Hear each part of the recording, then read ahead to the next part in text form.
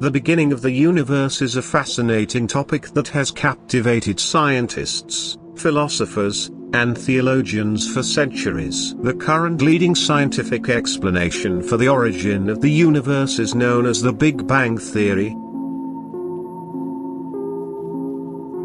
According to the Big Bang theory, the universe began around 13.8 billion years ago as an extremely hot and dense point, often referred to as a singularity. At this point, all matter, energy, space, and time were compressed into an infinitesimally small volume.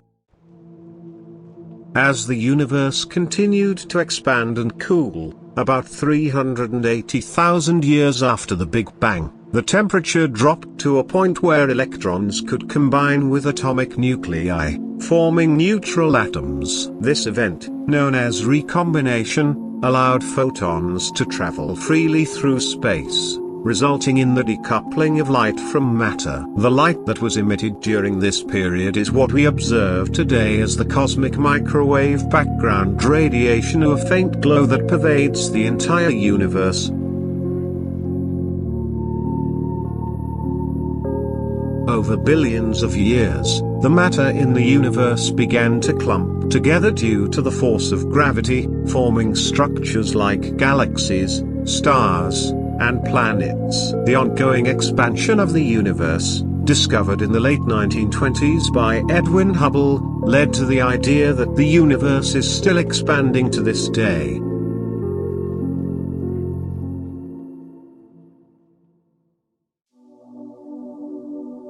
It's important to note that while the Big Bang theory provides a comprehensive framework for understanding the origin and evolution of the universe, there are still many unanswered questions and ongoing areas of research. Scientists continue to explore topics such as the nature of cosmic inflation, the existence of dark matter and dark energy, and the possibility of multiple universes, among others, in order to deepen our understanding of the early universe.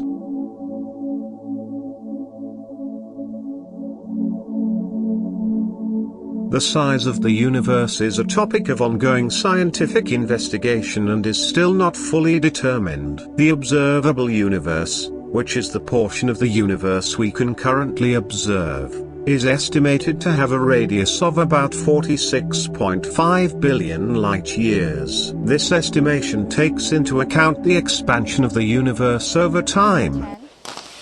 Let's go for main engine start. 6, 5, 4, 3, 2, 1. And booster ignition, liftoff of Space Shuttle Discovery, taking the space station to full power for full science. This is Mission Control Houston. Discovery roll program. Roger roll, Discovery.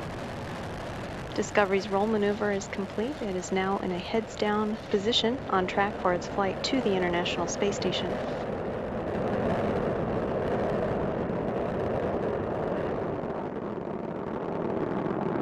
Discovery flying 365 miles per hour, 1.5 miles in altitude, 7 miles downrange from the Kennedy Space Center. Discovery's engines are throttling down as the orbiter passes through the area of maximum pressure on the vehicle.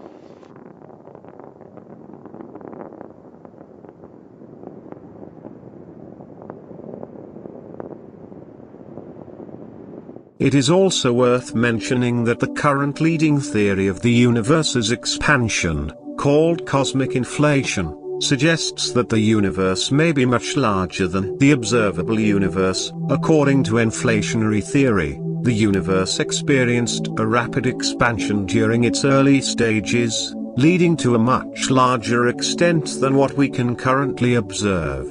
As inhabitants of planet Earth, our place in the universe is relatively small and insignificant in terms of scale. However, our existence and understanding of the universe make us uniquely capable of contemplating and exploring its mysteries. From a cosmic perspective, Earth is a tiny speck in a vast cosmos. The universe contains billions of galaxies, each with billions of stars. Our Milky Way galaxy alone is home to billions of planets, including Earth. In this context, our planet is just one among countless celestial objects, and humanity is a small part of the grand cosmic tapestry.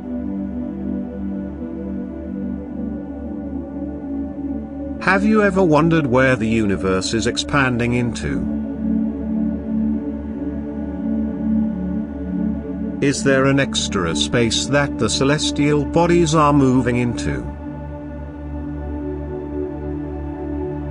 The concept of the universe expanding into something else can be a bit misleading. The prevailing scientific understanding is that the expansion of the universe does not involve expansion into a pre-existing space or material. Instead, it is the space itself that is expanding.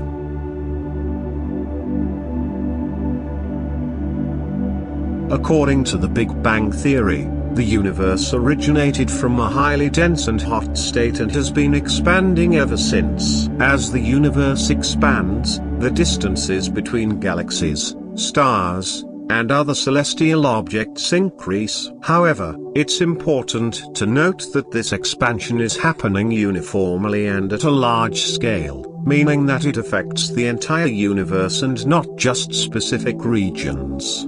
To understand this concept, it might be helpful to use an analogy. Imagine dots on the surface of an inflating balloon. As the balloon is inflated, all the dots move away from each other, and the space between them increases. However, there is no outside of the balloon into which the dots are expanding. The surface of the balloon itself is all there is, and it is expanding. In a similar way, the expansion of the universe is the stretching of space itself. It is not expanding into anything outside of itself. The universe encompasses all of space, time, matter, and energy that exist. Therefore, asking what the universe is expanding into might not be a meaningful question within our current understanding of cosmology. Understanding the evolution of the early universe is an important aspect of modern astronomy.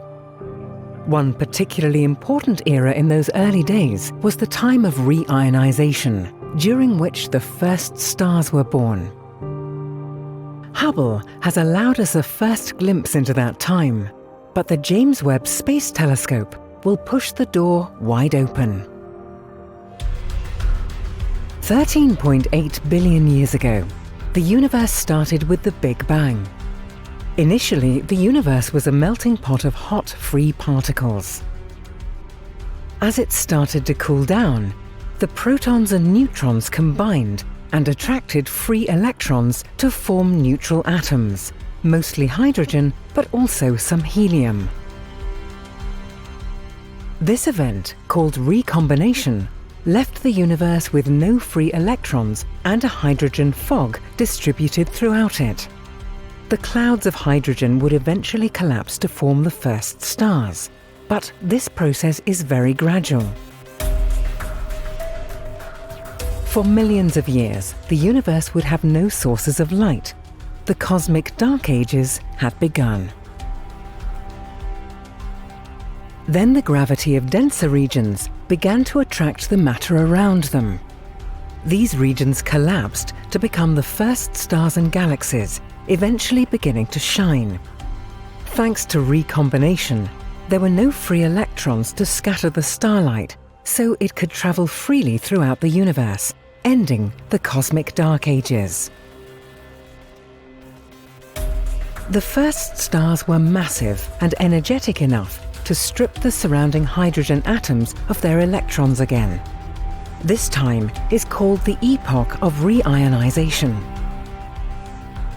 This era began probably as early as 400 million years after the Big Bang, and it lasted for several hundred million years.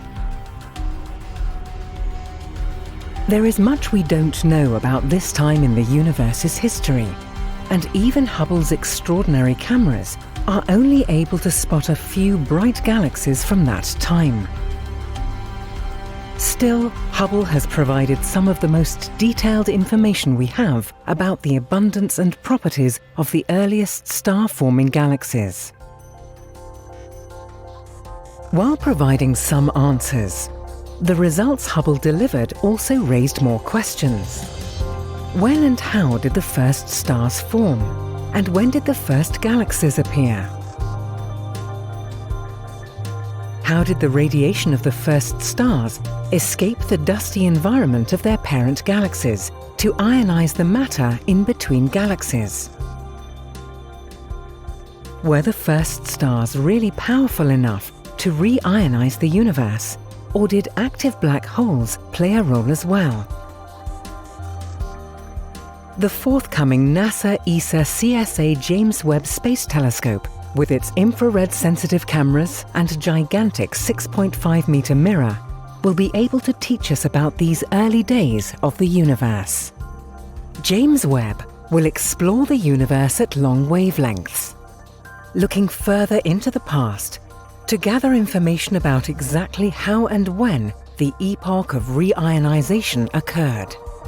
This will shed more light on this epoch, during which the first stars started to illuminate the universe. We are ready to be surprised by nature beyond our wildest imaginations.